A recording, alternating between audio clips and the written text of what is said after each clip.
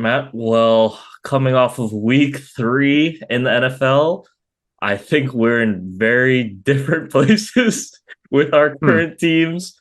One record-setting performance and one you could say disappointing loss to say the least for the other team. And for those of you That's being watching on really YouTube, nice. what those of you That's watching being. on YouTube, I think you can tell by the facial expressions who's who. But in typical fan and fanatic fashion, we let the fanatic go first because he's so excited to talk about his Cowboys.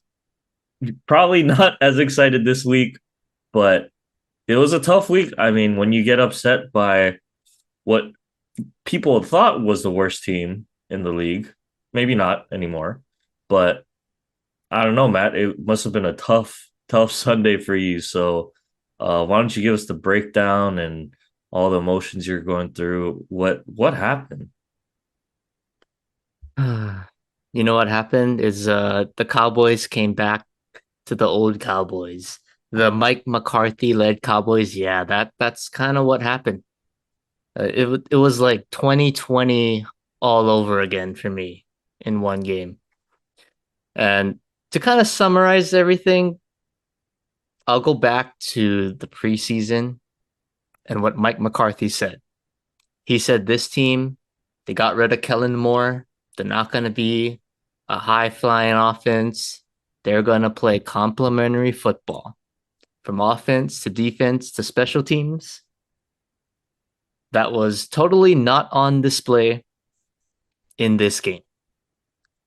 And I can really dig deep, grill everyone here, but I'm not going to do that. I know people don't like to hear this a lot. I don't expect to be doing this a lot this season because I do expect my team to bounce back and be better. But, obviously, to start off, let's start with the obvious. The stats don't lie. 1 for 5 in the red zone. Yeah, you're probably gonna lose. Probably gonna lose. Whether it's the Cardinals, University of Hawaii, Kahuku, like it doesn't matter. If you do that in a football game, good things don't happen. And the Cowboys, it's just a lack of knowing on what they had. So going into the game, I find out I'm down Tyler Biotish, I'm down Zach Martin. Tyron Smith is listed as questionable. He does play, but he comes out of the game after one series. So I'm basically playing without my 3 best offensive linemen in this game. And what do I always say on this podcast when there's backup offensive linemen for any team? How do you get them in a rhythm? Running the ball. It's so much easier as a lineman to run block than to pass block and to establish that ground game, get those guys in a groove.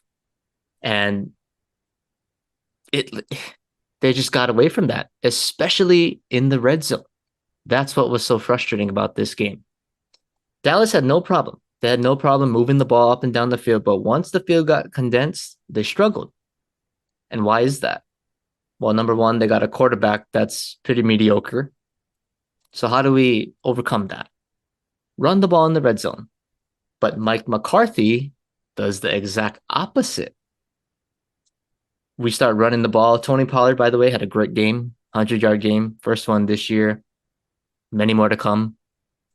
But they're running the ball. They're running the ball great. And then when they get into the red zone, they start throwing it around, trying to make Dak be the hero. That's not how we win games, right? Rely on the run game. It's working. Don't go away from it. You can look at the stat line too. Another classic Cowboy stat line. When Dak Prescott is the starting quarterback and they run it more than they throw it, more than not, we're going to be on top. But the stats don't lie. Dak threw it 40 times. We ran it 33 times as a team. That's not the recipe for success right there. So we definitely got to improve that. The penalties were crucial offensively. Kind of expected that, but as a team, 13 penalties. 13. They actually had 16, but three of them were declined. So Cardinals are being a little nice to us, but that's just a lack of discipline. This is the old Cowboys coming back, not playing complementary football, bad habits, bad fundamentals, just poor, just poor. But, you know, as much as I want to rip on the offense, it's the thing that makes me the most frustrated is the defense. The defense ultimately lost this game for us. We're supposed to be the next Legion of Boom, the next Ravens defense, 1985 Bears esque. And we come out and we give up 28 points to Arizona, who scored on their first 5 possessions. They didn't punt to the third quarter. I mean, that's horrible. And you gave up 180 yards rushing to the Cardinals at the half. That's a 2020 defense when Dallas had the worst rush defense in the league. But I'm looking at guys like Micah Parsons. Where the hell were you all game? You had 1 sack. You got you talking all this talk, man. I need you to back it up. Can't be, oh, I do good one game, I take off the next game. Nah, bro, you want to be the best defensive player in the league? You got to show out every single week. And I don't want to have that excuse, oh, Trayvon Diggs got hurt. That's a huge loss. Yes, it is a huge loss. But the passing game wasn't the issue. Outside of one busted coverage, which was pretty critical, honestly. But outside of one busted coverage, for the most part, it was kind of what I expected. I thought Gilly could have played a little better. He got beat by Hollywood Brown a couple times. But Trayvon Diggs, guy's great. He's all world, one of the best corners in the league. But he's not going to make a difference that much in stopping the run. Let's be honest. He's not blitzing. He's not crashing the line of scrimmage. He's taking on number one receivers. So there should be no excuse for you to not be able to stop the run. And it's Josh Dobbs. We're not playing against Patrick Mahomes, a guy who's just going to throw it around the yard all the time. Common sense, right? You're an inferior quarterback on paper. They're going to try run the ball. Make them beat you in the passing game. And they did it.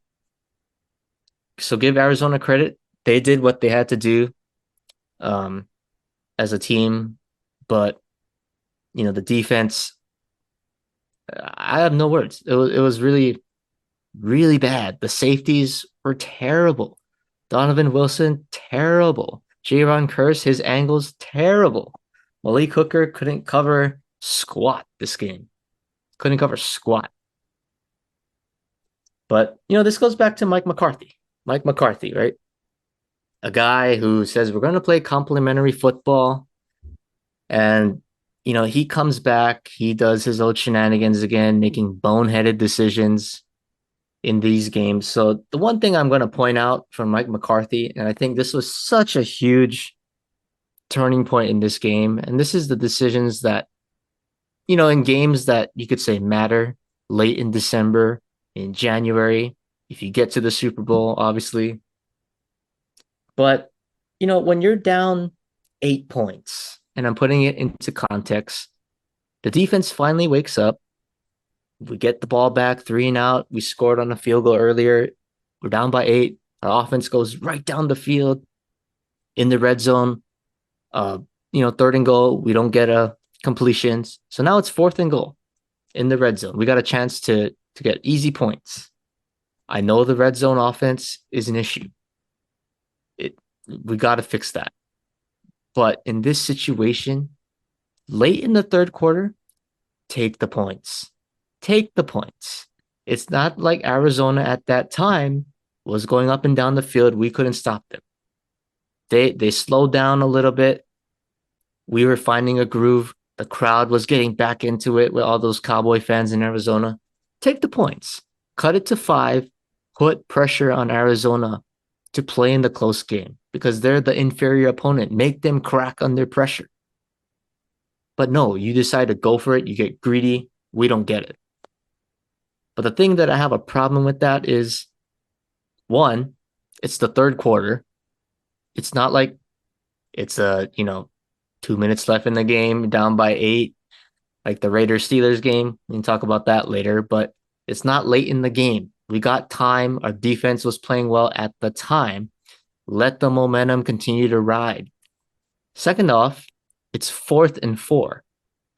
It's not like it's 4th and 1. If it was 4th and 1, okay, I can see you. Let's give the rock to Pollard and just let him pound through. But 4th and 4, that's such a stretch to me. So you're putting yourself in a hole, and you're letting Dak Prescott, giving him the ball. I don't want the ball in his hands, to be honest. Not in that situation. So, and you get no points. So now all the momentum goes back to Arizona, and you just lost the whole third quarter momentum to that. So things like that just piss me off. Piss me off because it's common sense.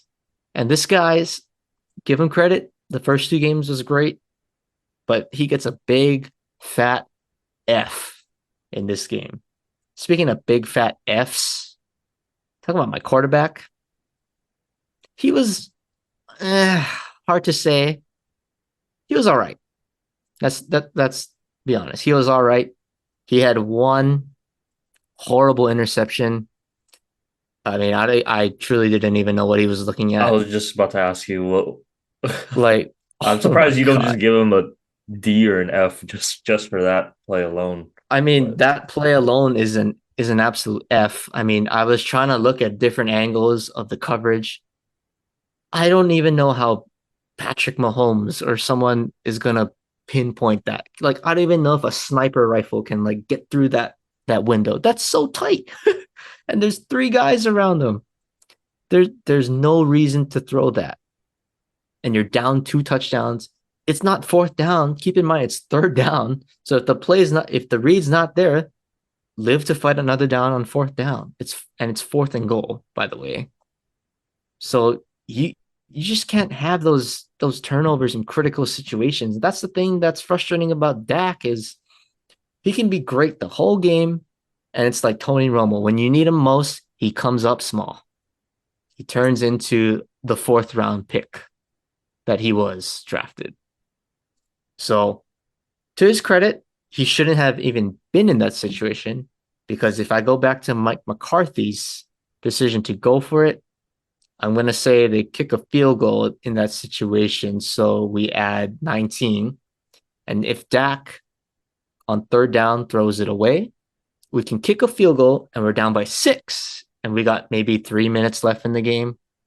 And, the defense wouldn't just quit after that. So they would play harder. Who knows what could happen after that? But at least we would have had a shot to be in the game. But our coach makes a dumb play and our quarterback makes a dumb play. That's the 2 most important people on this team right now, the head coach and the quarterback, and they stunk. So that's kind of the summary of this game. It was disgusting. I didn't want to talk to anybody after the game. Your brother was giving me a lot of crap at the field when I saw him. So yeah. I was so over that. So I got it off my chest. I will say going into next week, though, if we take care of business against the Patriots, I'll be able to breathe. Oh, I hope you If guys we do. lose, if we lose, that's concerning to me. So this next game for us is a make or break to really see how good of a team we are. All right. But I'm done with the Cardinals. A horrible Well, game. okay. Well, Horrible game. not this isn't really a Cardinals point, but just real quick before we get off the Cowboys here. I know you got your rant off, but you talked about the red zone struggles, right? You know, what did you say they were 1 for 4 One or for five? One five. for five today or on Sunday? I just am curious, is this, is it a lack of Zeke maybe? Or is it lack of that big bruising running back? Or do you think it's something, it's a scheme thing, it's a coaching thing, you know?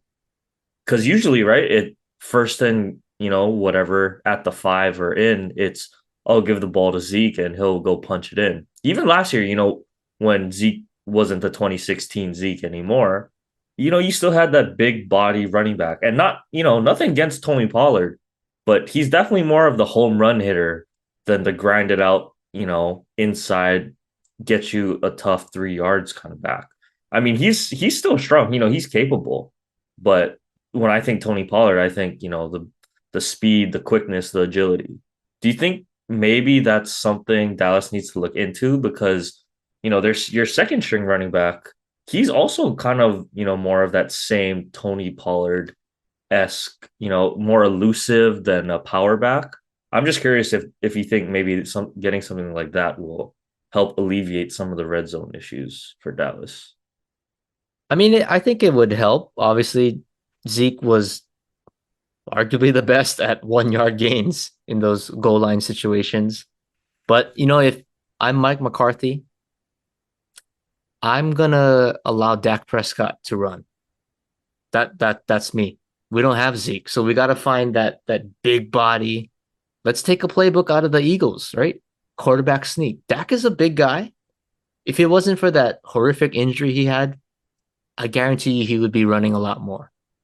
But at this point, we gotta win. And Dak's what 2 years now removed from that injury. He's under contract. He's not playing for a contract, so he should feel a little secure. So I'm gonna run Dak more, to be honest, because I'm not hoping for an injury, but Cooper Rush is on the bench. We already know what he can do in a system. He's more than capable of it. Trey Lance is your quote unquote third string. That's probably the best third string quarterback in the league. So you got depth, I guess you could say, if there was an injury, knock on wood. I don't want Dak to get hurt, but if that's something that's going to help us win, I'm sorry. I think we got to get back to that. Dak got to read option more, just quarterback sneaks. I think that's the way to go now because we don't have Zeke. So we got to get that power 1 yard gain going. But I do like Pollard. Pollard, I think he's Oh, more than capable of it definitely. because when he came into the league, he was pretty scrawny to be honest, like a quick kid, but didn't have the bulk. When you watch him run now, he's got the whole package as a running back. So we just got to incorporate a little bit of Dak Prescott running the ball, I think. Okay. Okay. I like that. Yeah. Definitely get Dak moving again, even just simple rollouts or something like that. Move the pocket a little bit. I agree. Exactly. But yeah, hopefully you guys win next week against the Patriots. That'll be good for both of us, get you guys back on track. Um, but let's go to, I guess, the flip side. So we hit the low first out of the two of us. Now we get to the high. You know, I've got to talk about the Dolphins. Everyone's talking about the Dolphins now. 70 points in an NFL game. I mean, I don't just so ridiculous. I thought it was a typo when I saw that score, and then when I was like, "Wait, It was 70?" it was crazy because so I didn't even wake up to watch the first half, right? So I woke up a little bit later and I'm like, you like wake up first thing in the morning, you got, oh, how's my fantasy guys doing? How's the Dolphins doing? And I check and I see 35 to, whatever 13, I think it was. I was like, oh wow, like they won 35 to 13. And then I looked at the time, I was like, wait, it's only 8 something in the morning. How is the game over? Oh, 35 to 13 at halftime? We put up 35 points in the first half. I was like, what is going on? So I turned on the game and I'm like 2 of 16 of 16, 2 touchdowns. We're running all over them. I was like, what the hell is going? I get it was the Miami home opener, but man, they just you want to talk about like a perfect offensive game. I mean, 10 touchdowns, no field goals. That is, I mean, just ridiculous. I think they had they they had what maybe one possession that Tool was in that they didn't score or something like that. I mean, just a ridiculous track meet and so much I could get to in this game. You know, Obviously, Tua doing his typical thing, even without Jalen Waddle. Tyreek over the middle, Craycraft over the middle, Barrios over the middle. Like that stuff we're used to. But the my biggest takeaway from this game was if we can run the ball. I'm not saying we're gonna get 350 yards on the ground every game, you know, but just to know like it's there is such a threat, I think, to other teams, right? Because what was everyone saying the first, after the first game, after last week's game?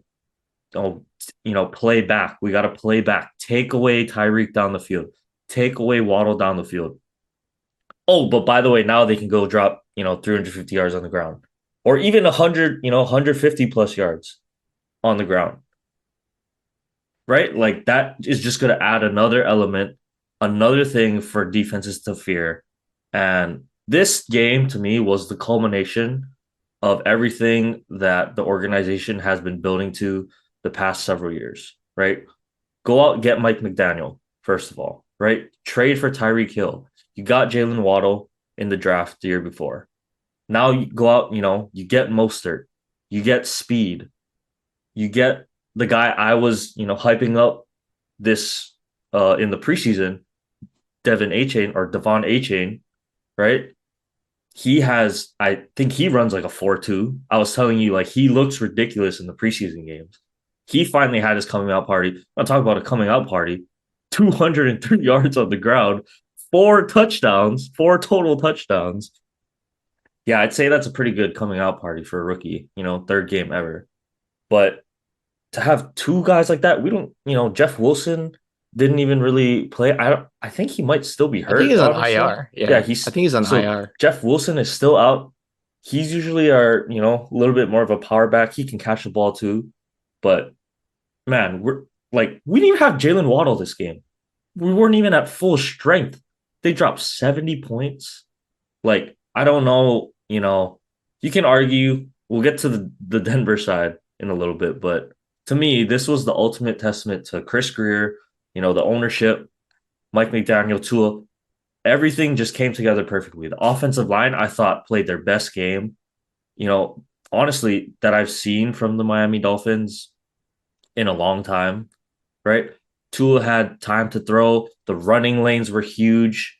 I don't know how much of that is scheme, that's scheme versus personnel, maybe versus, I don't know. Denver probably quit in the second half. Let's be honest, right? To allow 70 points, come on. I mean, something's not right there. But Matt, like that's what you allude to all the time, right? As a defense, what is the number one, maybe not number one priority, but what is the first thing as a defense you need to do? Stop the run. That is like the first thing to do. When UH had the poorest run defense, when Dallas had the poorest run defense several years ago, that was the thing that would frustrate you the most, right? Because if you can't stop the run, then you're just gonna get walked on all day for 4 quarters, right? That frustration. So, I mean, just I gotta tip my cap. I hope this doesn't get the players too high because we still have the toughest, second toughest schedule in the league. So, maybe Denver was a little bit overrated to begin the season, but um, what not really too much to say. It was a damn near perfect game. Um, defense created turnovers when we had to. Okay, we let up one special teams miscue on the kick return for a touchdown, but what was it? They cut the lead to 40 something, 44 or something. So Like the meme on Twitter, Chris yeah. Paul hits a three, Oh cuts yeah. it to 40. Yeah. Yeah. So I mean, that's what everyone was saying. Oh, oh, just wait till Miami gets in the cold weather. Cold weather. Oh, Tua's not gonna be able to throw. What are they gonna do? How are they gonna they just showed everyone, Now you gotta worry about the run too. And to me, I think by far now, Miami's offense, it was kind of close with San Francisco, I thought, with the weapons and personnel, but the they have the scariest offense in the NFL, hands down. Right? Yeah, You hang 70 on I anyone, can agree to that. because it's not one dimensional, right, Matt? Like you look at the Rams, the greatest show on turf, they could do it all. And it feels like this Miami team. I know we're only 3 games in. Maybe I'm overreacting a little bit, but the there are so many ways they can beat you on offense. You know, scheme wise, it's like there's no holes. So I'm real excited. Um, it's gonna be a great game next week. The real test going at up to Buffalo. And honestly, we got lucky. We're playing them in, late September, early October. Let's be honest, right? But I still think, divisional game, a lot of history between these two teams. Miami has been right there, like still Buffalo's little brother the past several years. But I think Tua really wants to show people that, hey, if I played in that game last year, that playoff game, we would have won. Right. So I'm real excited. I'm not going to say too much because there's nothing, I don't think there's that much to say. Honestly, like it was just perfectly executed on offense. Yeah. So I feel like there's one thing that you should it's not really a concern, but it's like you gotta account for this now. It's obviously with A Chain breaking out this game. I think who's your number two? Is it Ahmed Sabah? oh, Ahmed was Ahmed. hurt. So he was hurt. Um, So I think A Chain got pushed up in the depth chart, and then obviously he goes crazy. So is it now gonna be a committee at running back? Like, how do you do that? So Mostert's played well. You can't really cut him out. no, definitely. So Raheem is going to stay the number one back, I think. But just the more A Chain gets involved in this offense, I think they're talking about just getting him the ball in space in general because there's so much motion that goes on. And, we're really starting to see the full mad scientist of Mike McDaniel come out. We talk about the different schemes and the motions all the time, but now we're integrating like we had 2 shovel passes to A Chain for touchdowns, the The no look shuffle no pass. look shovel passes, right? So we're really seeing like the blossoming of Mike McDaniel's play calling now, and the execution is just so crisp. And two is getting the ball out fast, which is the best part. If he stays healthy, there's no telling, what this offense can do because it looks so simple on paper, but when you really go back and, I watched some stuff on YouTube, like there's this guy like he's the QB school guy, JT O'Sullivan. He really goes in depth into quarterbacks. And when he breaks down film, you just see everyone talks about the anticipation with Tua, but when you see he's literally the ball's out of his hand and his receiver is not even out of their break yet, like I don't think people understand how hard that is to do to just blindly throw the ball, have it hit your guy perfectly in stride when they turn their head. Like that is Tua's superpower, obviously. So if he can keep that up, yeah, this offense is gonna go far. But on the flip side, since we're talking about this game, what the hell is going on in Denver, Matt? Like, is it fire sale time? I don't know. We can get to that with the Sean Payton thing, but it is ugly. I don't know how you Yeah. lose by 50. You lost by 50. You let up 70 points. They could have easily had the record if they kicked the field goal. But And last week, the week before, they blew what 21-3 lead against the Commanders at home. That's the two worst ways you could lose, possibly. A heartbreaker, you blow the lead and you just get absolutely murdered. yeah, So, I think the scary thing is the defense. Isn't Denver's defense supposed to be their strength? And well, they look worse it now. they It's might be the definitely worst worse. defense in the league. But you still have guys, Justin Simmons didn't play in this game. All right. Yeah, but But you Pat still had Sertan Pat got Sertan. absolutely cooked by Tyreek. Yeah, it was a long day to be in orange. I'll say that. But yeah, I'm excited. I I'm not gonna get too, oh my God, we're going undefeated or anything like that because it's a long season. A lot can happen. I'm sure defenses will figure out some way to slow this offense down. But right now, definitely optimistic. Um, okay, let's get to I'm gonna save the Taylor Swift thing for after. I want to get to the coaching thing first, right? So we'll get to the coaching. There were some interesting coaching moments, you could say, this week. And we will start with our favorite guy when it comes to coaching, Mr. Brandon Staley. At this point, man, I don't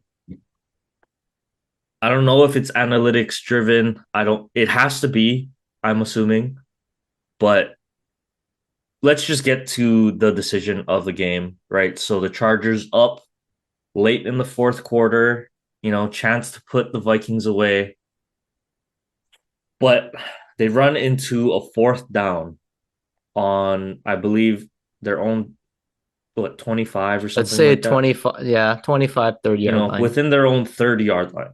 I knew that. Fourth and one.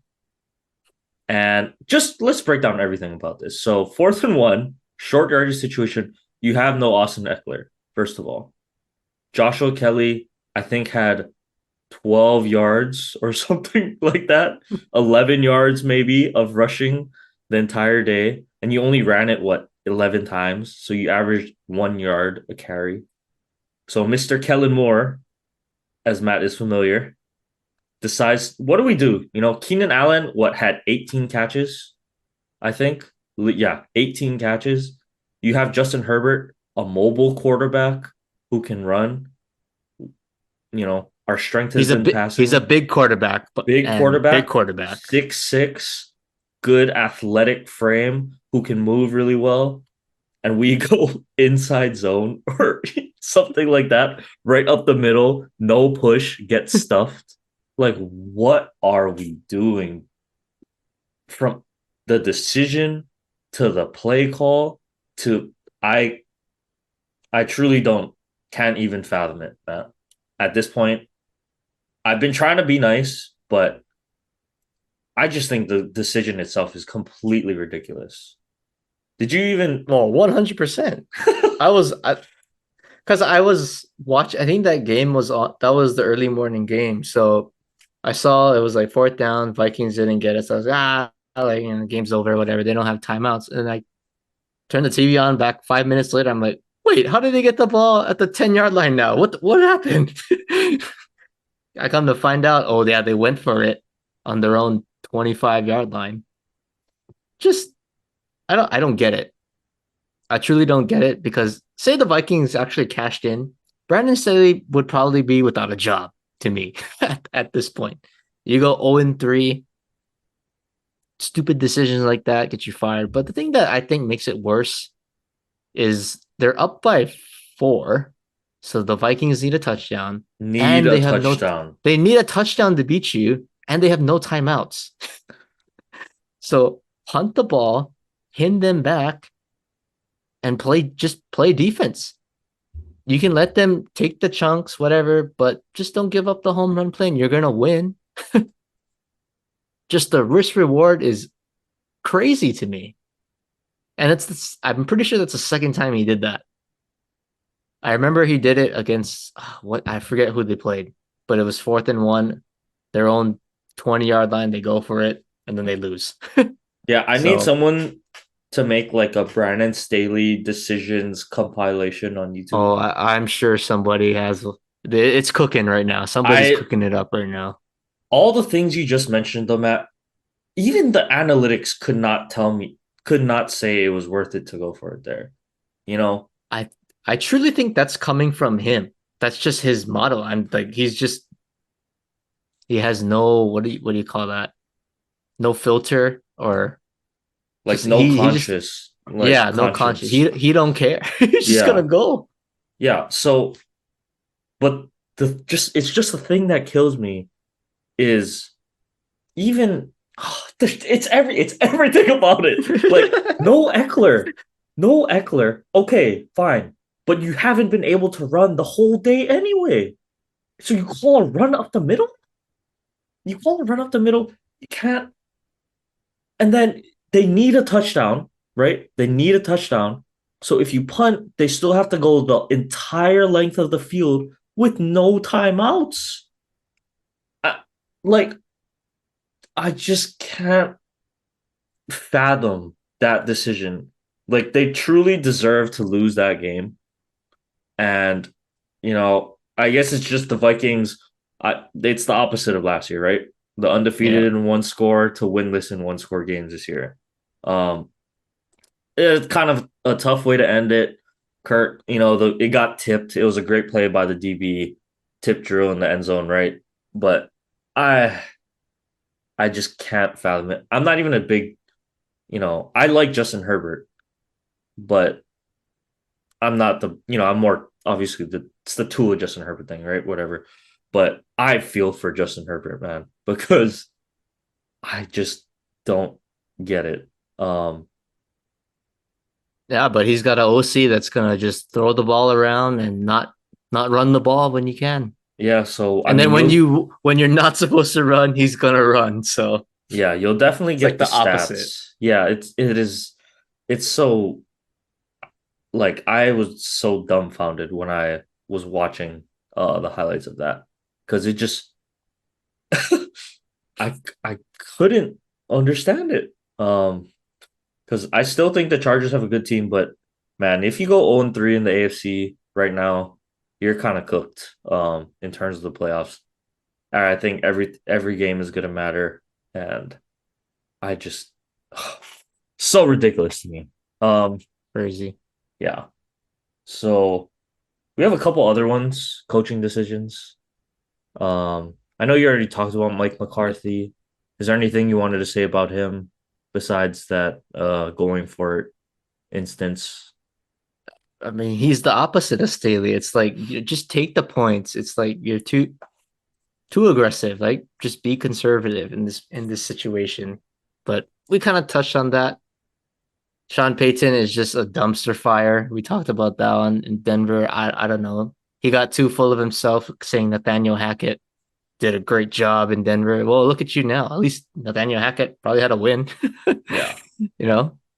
And then Um, McDaniel's, oh my gosh, him too. yeah, yeah. So we real quick before we get to the break, the Josh McDaniels one, um, they kicked the field goal down 8 with, before the 2-minute warning, 3 timeouts. Um, so at first I was talking to Matt, I was like, I can kind of understand, why they kicked the field goal. And then I really thought about it. Oh, wait, you kicked the field goal. It's a 5-point game. You You still still need need a a touchdown. touchdown. So you're going to kick off. You're going to need the defense to stop them. You're going to blow timeouts to stop the clock and have to march down the entire like the field anyway to score a touchdown. And then I realized, nah, that's idiotic. You gotta go. And the thing was, it wasn't even an and goal situation, right? It was like 4th and 4. You don't even need to get into the end zone. You just need 4 yards. And you have a whole fresh set of downs again, to try and tie the game. So yeah, I don't like that decision. Um, I think the Raiders have pieces. I've always thought Jimmy G is a winner, right? We talk about it, not the flashiest guy, but he can get the job done, especially in the regular season. But you got Devontae Adams, Jacoby Myers has played well. You got Josh Jacobs. You gotta trust in your offense in that moment to that someone's gonna make a play. Um, I don't know. Well said. Yeah. Well said. So we got couple more things to talk about on the other side, but we'll take a break here and pick things up.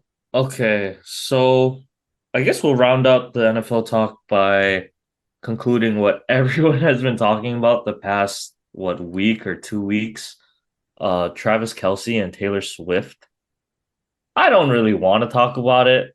I don't think it's that big of a deal, but I guess Taylor Swift is just massive, so it's news everywhere.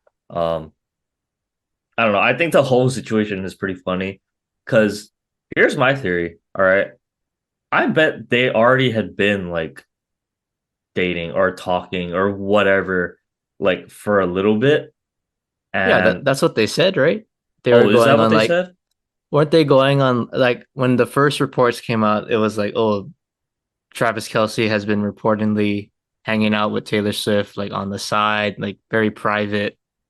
I don't know who leaked that, but that was Yeah, the initial see, report but that I I'm saying heard. I bet even before that, or like way before stuff had already been happening, and they're it's this whole media, slowly release information. Oh no, I'm not actually dating her, oh, it's just for fun, blah blah blah. Because okay, here's my thing. The only reason I bring that up is because so Taylor Swift was sitting like in the suite, right? With the in the Kelce suite and like sitting right next to his mom, and it's like they seem pretty not comfortable, but not like they had met for the first time and they're like, talking to each other, blah, blah, blah.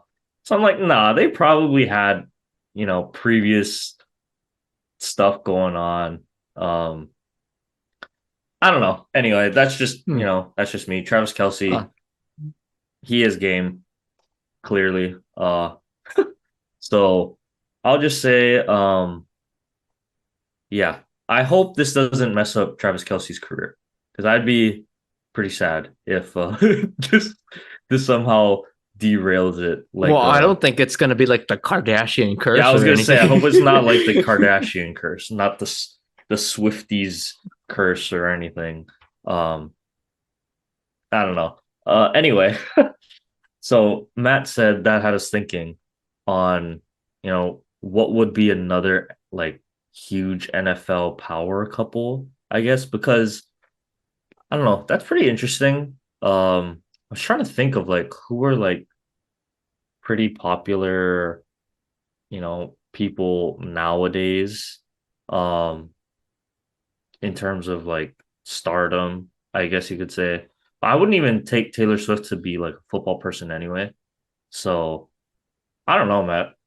Did you have anyone in mind for your power couple match idea? I was gonna go on the spot, but I'm gonna say Dua Lipa and Dua Lipa. Okay. I know you're a big Dua Lipa guy. yeah, but I want to see her with someone that's big time. Okay. Wouldn't Cooper Rush be Oh great? my God. I mean, couldn't you see those This is the personalities working out? stupidest segment we've ever done on this show. I can't believe I we're got him. I got actually discuss. Okay. him. So you made me say all that just so you could say one Yeah. joke. All right. Yeah. Well, I don't need.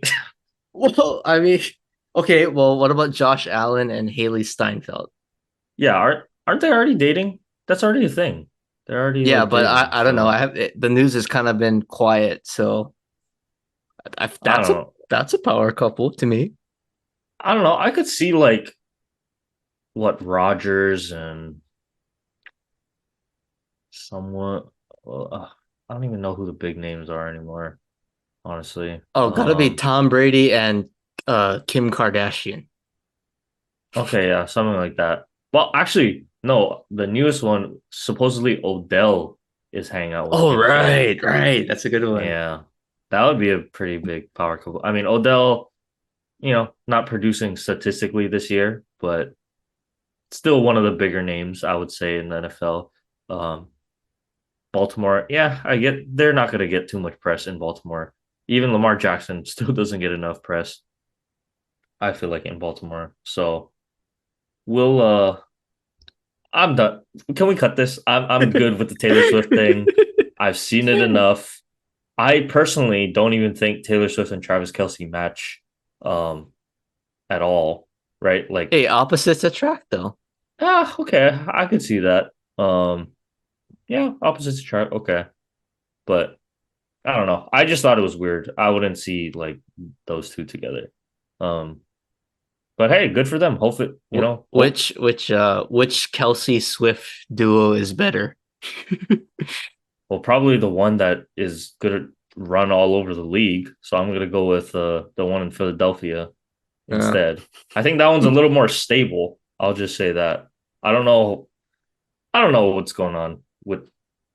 Can we? Okay, we're done. I'm cutting this. Let's move on. Let's move on. Um, is there any more NFL stuff you wanted to get to, Matt, before we? we get to college football. Um, No, no, I'm good. I got my Cooper Rush line in, so okay. I know Cooper Rush is married though, so he's a respectable guy. So Yeah, yeah, you're right. he's chilling. But in a dream world, man, that would be unreal. All right. Well, let's just do a quick update on our pick'ems. So I'm after week three, I am only one game ahead of you now. I'm 30 and 17. You're 29 and 18. I had a rougher week with some of these picks, but I think everyone missed on the Jags, missed on the Ravens, so I'm not gonna feel too bad about those ones. Steelers one could have gone either way. You know, I'm still pretty happy with how I'm doing. Haven't had a negative week yet so far, so at least that is still good. We kind of know what we're talking about at least. Um, At least it's close. One game yeah. apart, not too bad. Not too bad. I guess one thing that I want to ask you before we move off the NFL talk, the New York Jets, is it time? Do you scrap this season? You're 0-3 now. No signs of life from the offense with Zach Wilson at all. Like, what do you do if you're the Jets? Is it, you know, do you try to bring in a vet, or do you just pray that Zach Wilson can become somewhat, you know, efficient in this offense? Because it's so ugly right now watching it. And all the talking heads are coming for him. Even Joe Namath said he can't Oh watch Zach God. Wilson anymore. See, that's a problem because he's the Yeah, pinnacle he's like of Jets Mr. Jet. quarterback. Yeah. Yeah.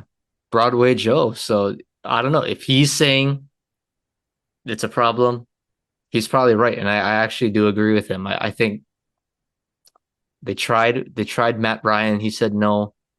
I don't know. Carson Wentz, maybe. I mean, that's probably the best guy that they got in terms of splash. They can't just punt the season. I feel like they're one Too and many two. investment, too Yeah, much it's investment. yeah, exactly right. Oh yeah, You they're just 1-2. Why did I you say oh? paid Yeah. you paid Quentin Williams a big contract. Like you got all the Miko Hartman, Randall Cobb, all these veteran guys now. So Lazard, it's hard. Dalvin Cook. I mean, you got all these veteran guys, and you're just gonna waste the year. Nah, he can't. You can't do that. It's 3 games in, but you can't let Zach Wilson ruin your season because you have tape on him. It's not like he's a rookie and this is his first what 2 starts, 3 games.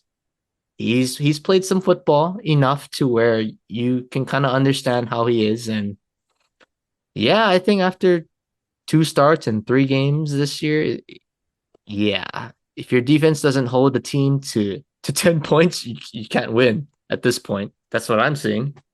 So they got to make a change. I At think least so. give yourself a chance. At least I would try Carson Wentz, in my opinion. Probably the best out there. He's gonna have a lot of interceptions, but he might give you some splash plays, which is kind of what you need at this point. Yeah, I agree. Okay. I pray for you, Jets fan. I can't They're even just imagine cursed the with quarterbacks. I They're can't just even cursed. imagine. I really can't. Um, okay, well, that's enough NFL talk. Let's get to some college football. Start off with UH. Matt, did you watch this game? I didn't watch it. So, No, we were hanging out together. Remember that? oh, But we were following on our that's right. phone, and I watched Yeah. a little bit of highlights, a little bit of highlights. Well, But at ugh, least we won. Um, barely.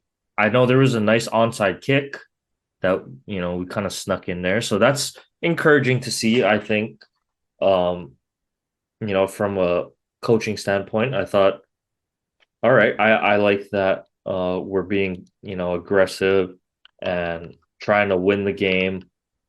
Um, let me just pull up the game real quick here.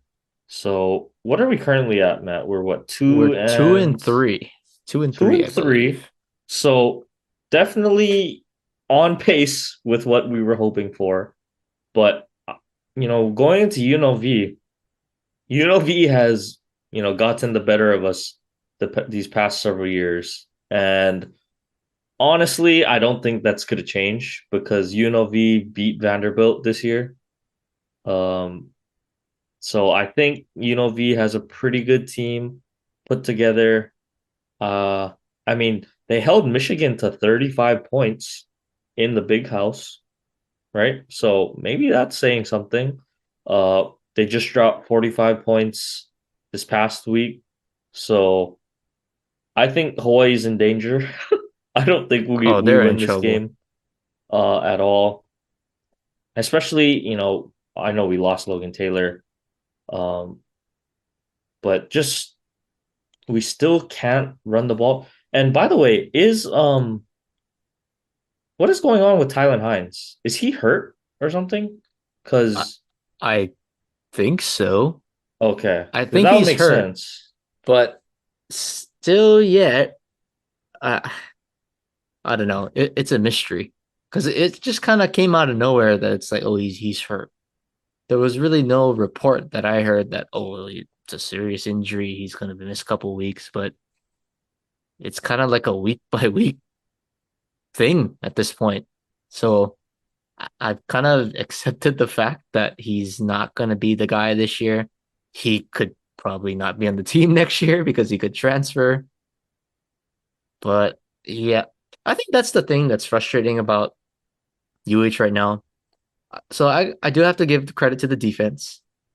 They did give up 180 yards rushing, not very good, but they did hold them to 17. They held them down late in the game, a clean second half off the scoreboard.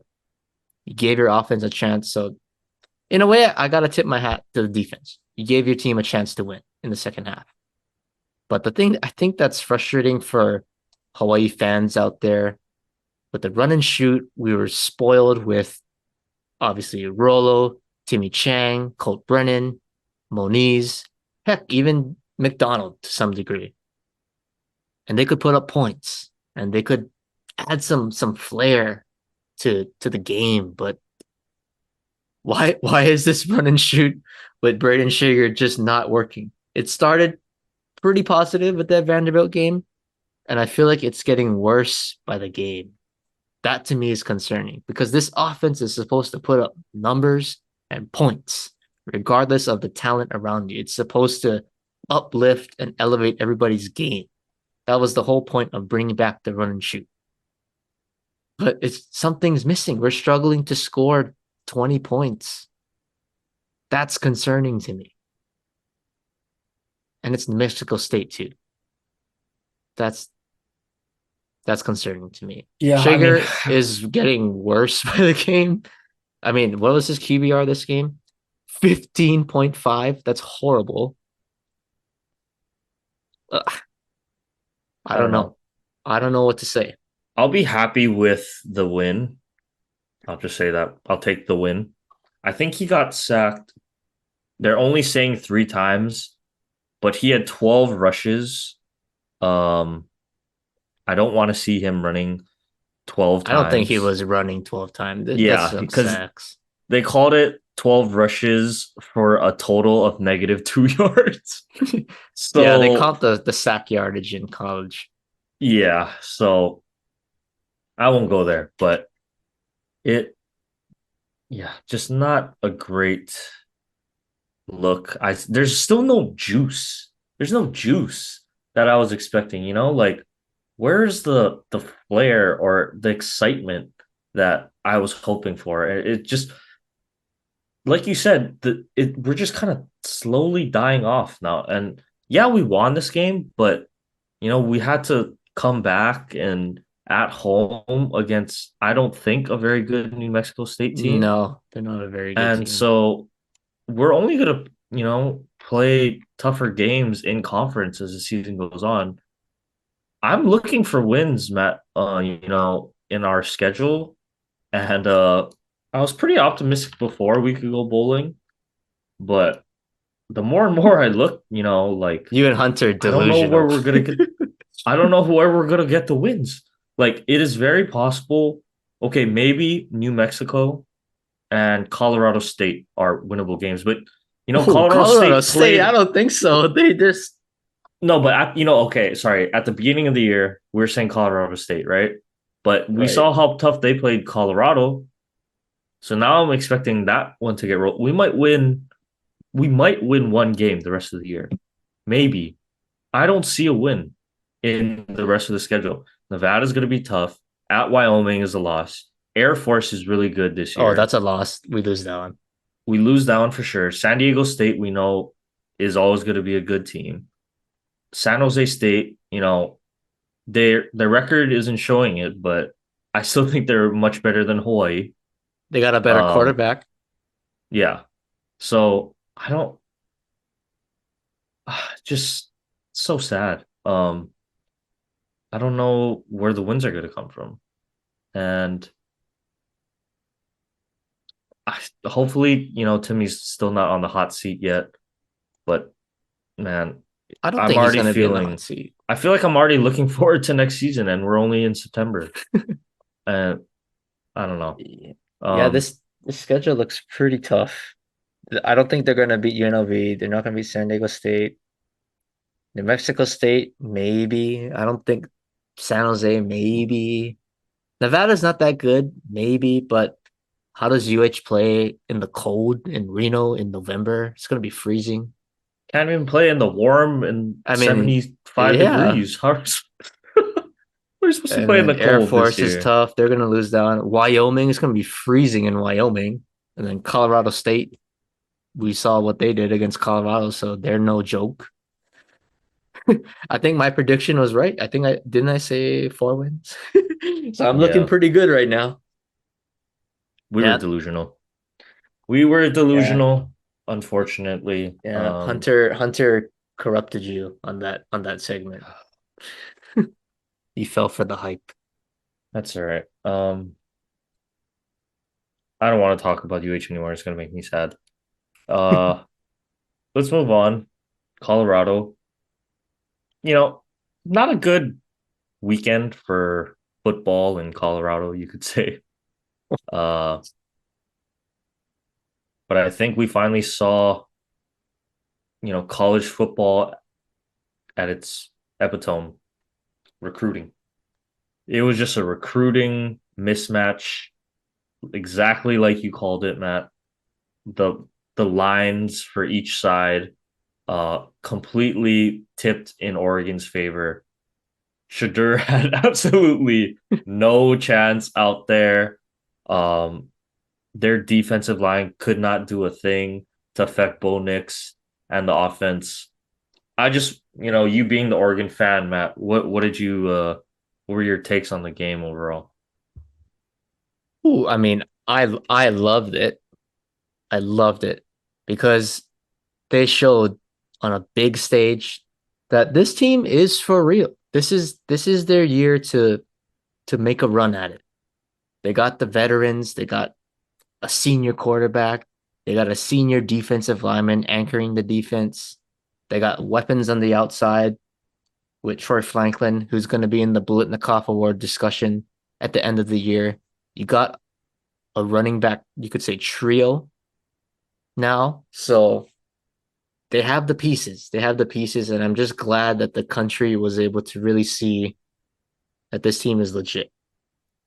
But I think this is important, and I wanted to talk about this, but I was happy with the beatdown, not because of Dion. I think people are giving Dion a little bit too much hate.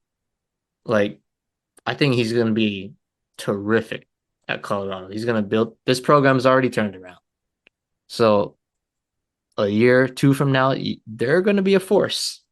They're going to be a force. But the I thing agree. that ticked me off, and which is why I wanted Oregon to just shove it down their throats, is you don't step and disrespect someone's logo. You just don't do that. I don't care what level of football you play, high school, college, in the NFL. If you disrespect someone's logo, you deserve a beatdown. And Colorado, of all teams, should know that. You got Deion Sanders, your coach. What do you think? And you just played Colorado State. in your last game. And what did they do? Or Nebraska. Nebraska, they step on your logo. Shador tries to break it up. Oh yeah, they disrespecting us. Yeah, we're gonna give it to them. Oh, Colorado State comes in. The coach takes a shot at Dion. Oh yeah, it's personal. Well, guess what? It's personal if you step on the O in Autzen Stadium, and you better expect us to come out and give it to you. So I don't want to hear any. I listened to First Take, Skip Bayless. I totally disagree with everything he said because you don't do that. Have respect for your opponents. And Dion, of all people, you got to know that. I don't know if that was communicated or not, but you just don't do that. You don't do that at all. And Dan Lanning, he's getting a lot of heat right now in the media, but I loved everything that he said in that speech. Maybe he it was intentional to the fact where he wanted people to know, but isn't your job as a coach to get your team fired up to play? And he had me wanting to run through a wall and get on the field with them. That's how good it was of a speech that he gave, and he got his guys ready to play. So Dan Lanning, I back him up. I'm not a huge fan of him sometimes, it's questionable, but man, he got his boys ready to play. And that's your job as a coach. And he did a hell of a job. So I commend him for that.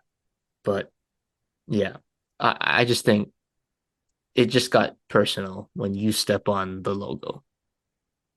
And Yeah, I agree. Colorado deserves it. Honestly, they deserve it. From that point, they deserved it. Yeah, I definitely agree. I don't think it was respectful at all. And I get it became personal for Oregon, definitely. They were already hearing hype about Colorado when, you know, they have national title hopes. I don't think Colorado had national title expectations or hopes, but that's definitely done now. And yeah, Dan Lanning, I had no problem with what he said. That's literally his job to fire up his team. However you're gonna have to do it or say it. I thought he did a really good job, and Oregon was ready. They were the better team. They had the better recruits. Like you said, I think Dion is gonna have that team ready to play um in 2 years. We'll say 2 years after they get some recruits under their belt, build up that offensive line a little bit, get some guys to play. But they're just not there yet. That cut and dry. They're not ready. And yeah, I had no problem. And I think Oregon showed everyone that, not only are they legit, but yeah, Colorado as a team, not quite there in that upper echelon of talent yet. And that's okay. I think this is a good learning lesson for a lot of them. Um, but I think so so I'm clarified in the situation. Did Dion tell his players to go step on the logo, or what? Did he even comment on any of that at all? I'm not even sure if he commented. I think He Shadur only said it he only wasn't good or commented. something. I didn't hear what Shador said, but Dion didn't comment on the logo. He commented on Lanning's comments, and he said, "I keep receipts," which is, that's fair. I get it, but that's his job as a coach. You gotta get your team ready to play, and he used the Colorado media hype to fire up his team. I don't think it was a personal shot at Dion.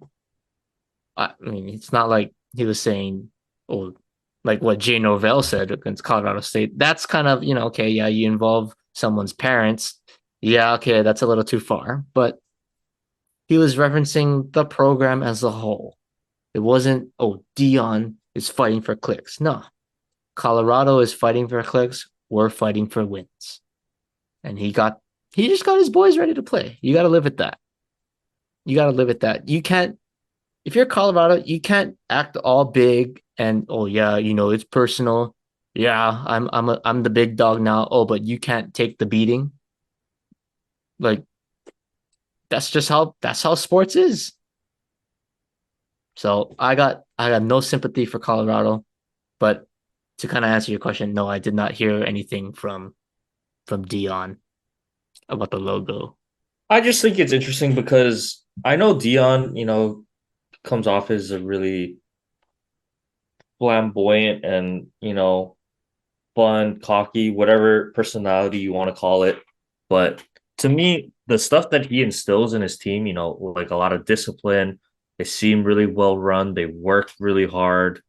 They come out and they play 100%, give it their all. Their players played hard, the whole game, even though they were getting licked. I just thought it was interesting because that doesn't seem like a Dion thing. Hey, go step on their logo. I don't know if that was that just to me doesn't really seem like it as arrogant as he was as a player, as fun of a personality as he was as a player. As a coach, I haven't really seen him disrespect anyone necessarily. No. At least unless if you come at him, he's gonna fire back a little bit, right? Like the Well, I think Colorado that's a State that's a coach. normal reaction for anybody. Yeah, If you come at exactly. me, yeah, I'm gonna go Exactly. after you.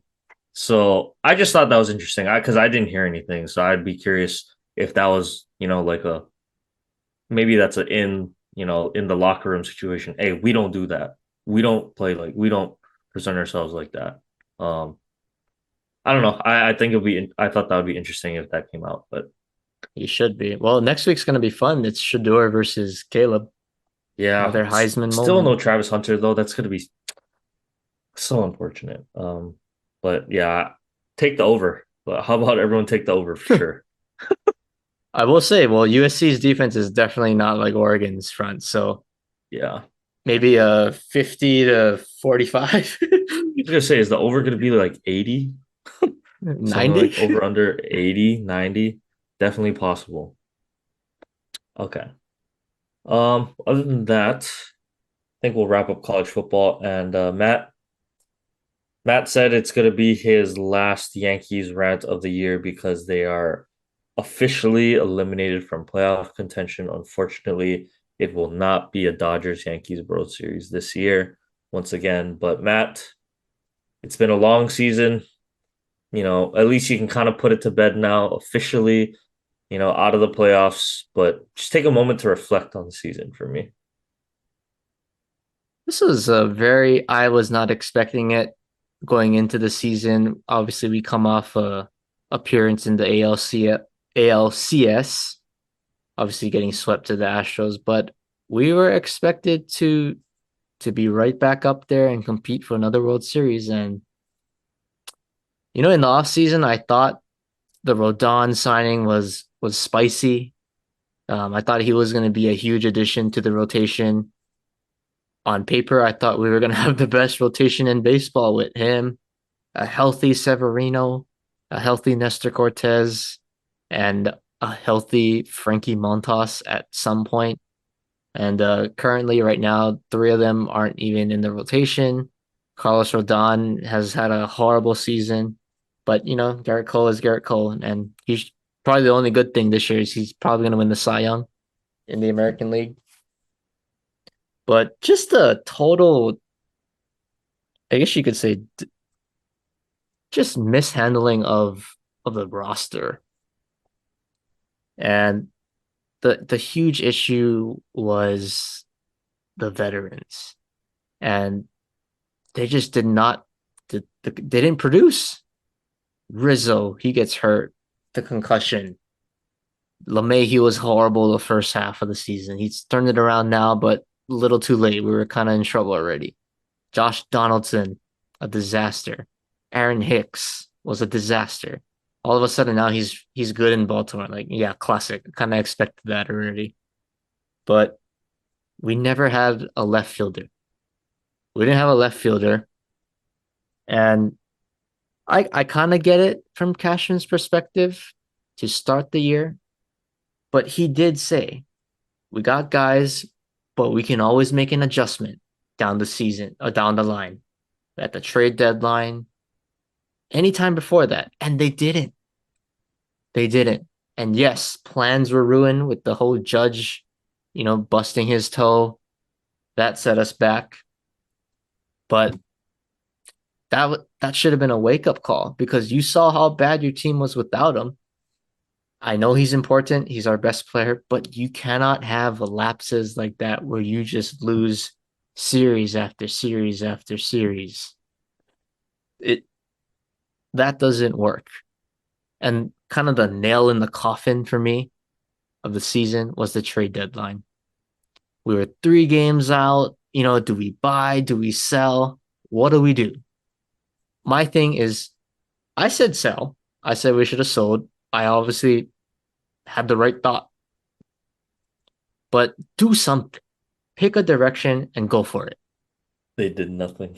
They did nothing. I can't They get did over that. They nothing. did nothing. They did nothing. You're the New York freaking Yankees, and you did nothing at the deadline. And then Brian Cashman, oh yeah, we're still in it to win it. Really? How can you be in it to win it when you're in the bubble, in the thick of a wild card race, and you do nothing? Nothing. So that brings me to the whole thing. Season's over. Aaron Judge had an interview yesterday about what changes need to be made. And he said he basically, to summarize things, he took a jab at Boone. I mean, not Boone, excuse me, Cashman. He took a jab at the front office saying a lot of changes need to be made. I have suggestions. I haven't heard Aaron Judge say something like that ever, ever. So that to me is something that needs to be considered because Aaron Judge came out a few weeks ago and he defended Aaron Boone. He said Aaron Boone is our guy. He's the guy in the dugout. And after going through this season, it's kind of hard for me to Boone is questionable with some decisions, but what is he supposed to do with guys that are playing out of position? He has to put lineups together without his best guys. It's hard to win. It's hard to win when Isaiah Connor-Falefa is your second best player in the lineup. Let's Yeah, be he real. was for what, about a 2 month stretch Like or month and a half great season stretch. for IKF, but that's his role is not to be a guy carrying the offense. That's not his role. So he exceeded expectations, but that's not his role. But that falls on Cashman. You're the guy. You built this team, and now we're rotting. We're rotting. But what did you do at the trade deadline? You did nothing. We could have got rid of guys like Harrison Bader or IKF. Get something. And then you end up getting Bader cleared in waivers anyway for Dominguez. So it's like, what the hell is the point? You probably knew at the whole time that Dominguez was going to come up. So get rid of Bader already.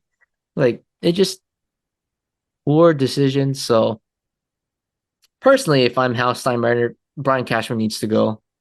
You don't got to convince me with that. But I'm expecting that he's going to be back anyway. But I said this before. I'm going to say it again. Last time this season, Giancarlo Stanton needs to go. I'm sorry. He needs to go. He is a problem. Eat the contract. Give him a mid-tier prospect. Just something. You cannot have a full-time DH in your lineup, especially with Aaron Judge, because you gotta rest him. You gotta take care of him for the whole season. And Giancarlo Stanton is clogging that spot up. And it's not like he's Shohei putting up big numbers behind or in the batter's box. The dude is hitting under 100. He can't hit the ball. He just swings as hard as he can and just prays that it makes contact. So I can't do anything with that. That's not a winning player. So I need to get rid of him. You damn sure better be getting an outfielder. Cody Bellinger is probably an ideal fit at this point, a lefty bat.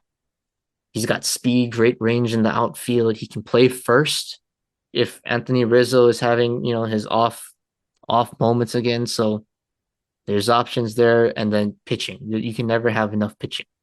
And look at it this year. Outside of Garrett Cole, maybe Clark Schmidt, we've had nothing. So it's kind of like, yeah, we need a whole roster reconstruction. But let's see how we can do next year. I think we just got to clean house, starting with Stanton and adding left fielders and pitching, or left fielder and a pitcher, a quality starting pitcher. Whew. But that is the summary of the 2023 Yankees, one of my least favorite teams. Actually, probably my least favorite team, at least being alive and remembering Yankees baseball. So I'm done. The season is over for me. I don't have to talk about them until winter meetings and free agency. So the baseball segment is now yours for the next month or however long the Dodgers stay in the playoffs. Okay. Well, not much to say this week. Just hope we can stay healthy. We got news. I think I talked about it last week, but Walker Buehler will not be coming back. So it's looking like the kid, Bobby Miller, is in line to start game one of the NLDS. Not And we're Kirsch. just gonna well, they're still deciding. Because Kershaw's been hurt. He still lights out though. Like it's unreal. Playing through the injury, it's unreal. Um, I would be fine either way. We're just gonna have to out hit everyone. That's just plain and simple. I don't like it, but it's what's gonna have to happen because Penn hasn't been, consistent this year. Too many injuries, and the loss of Urias. It's gonna be tough for this team in the playoffs, I think. But you never know. You never know with baseball. Anything can happen. So I'll save more baseball talk for next week as we really gear up towards the playoffs. But we did clinch our first round bye, so that's nice. We got the 2 seed at least on lock. So at least, no wild card stress for me. And hey, I'll take it. I'll definitely take that. Sports or sorry, state of the 808 real quick. I don't have too much on it, but I did want to shout out to Alohi Gilman for the Chargers because he had a big forced fumble in that game against the Vikings, helped them, come out on top somehow. Uh, in no part due to Brandon Staley's decision making, but good for Alohi because putting up stats for him. And yeah, that's pretty much all I got. Tua had a great game. Um, I think I don't didn't check how DeForest did, but at least the Colts won, so that's good. Good for him. Um, First place Colts. yeah, the first place Colts. Who would have thought? Other than that, Matt, that's all I got. So why don't you go ahead and take us home with our sports fact of the day? All right. We are recording on September 25th. So I'll take it back to last year in 2022 in men's tennis. The Laver Cup Team World swept the final day 13-8 victory over Europe. But most importantly, this was the official retirement for, to me, the GOAT of tennis, Roger Federer, a guy who I grew up watching on TV, one of the three guys that I probably know in tennis, but the GOAT of tennis retired 1 year ago today. So salute, Roger. All right. Yeah, I like Roger Federer too. I think he's the GOAT for me as well. But that'll do it for us. Week 3. Hopefully more positive news for Matt next week. He'll be a little bit more excited to do the pod. But yeah. Other than that, thank you everyone as usual